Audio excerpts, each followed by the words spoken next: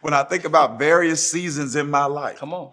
I know we talk about God being a savior, but I want you to know God is also a sifter, that he will orchestrate a process where he isolates or separates that which is useful from that which is unuseful. Now, notice now, it's not just separation of that which is moral from that which is immoral. Because just because it's not immoral doesn't mean it's useful. I love it. I love that distinction. I love it. You got me? I love it. And just because it was useful in one season, come on here. Come on. Come on here, church, doesn't mean it's useful in every season. Yeah. And what God does is he sifts. Come on here, not because, watch this, something's wrong with it. He sifts because it's no longer right for you. Yeah. And Pastor, I believe that some people need to make this distinction.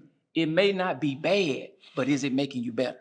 That's good. That's good. It may not be bad, but is it keeping you stagnant? Yes. Is it keeping you stuck? Yes. And sometimes we refuse because I believe sifting is an expression of detachment. 100%. Yeah. Yes. So yes. So it's not bad, and sometimes because it's not bad, we refuse to detach, or we refuse to allow God to allow us to enter a season of sifting. That's it. That's it.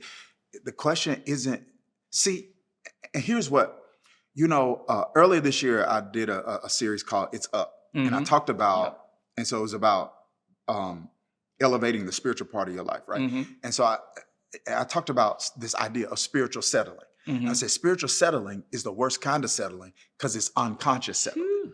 It is not like all other settling you do intentionally. Right. Whether you want to admit it or not, you know when you settle in relationship. You know what you like. You know what you like. And you know when you sitting across from them at dinner, that's not what you like. You talking about they got a good personality. Come on, I like their spirit. You don't, or you like, so whether you're settling in terms of your physical preferences or you're settling in terms of economic preferences, like, when you kind of compromising a bit, right? You know that physically. You know when you're settling professionally. Correct. You know when something is giving you finances but not fulfillment. Come on, right? You know that. You know that. You know the difference between being in an environment where you're celebrated versus one where you're tolerated. You know that. But spiritually, it's a different kind of setup. Because you don't know you're doing it. Because what happens is, watch this, your life in this season can be better than it was in the last season, and you still be settling. So that's what makes that kind of settling deceptive. So it's like Israel got out of Egypt, right? And they go into the wilderness. But when they made a decision in Numbers 13 not to go into Canaan because of the so-called giants in the land, what did they do? Well, you know what they did then? They settled. They were better than where they were, but they weren't as good as they could. It was not bad.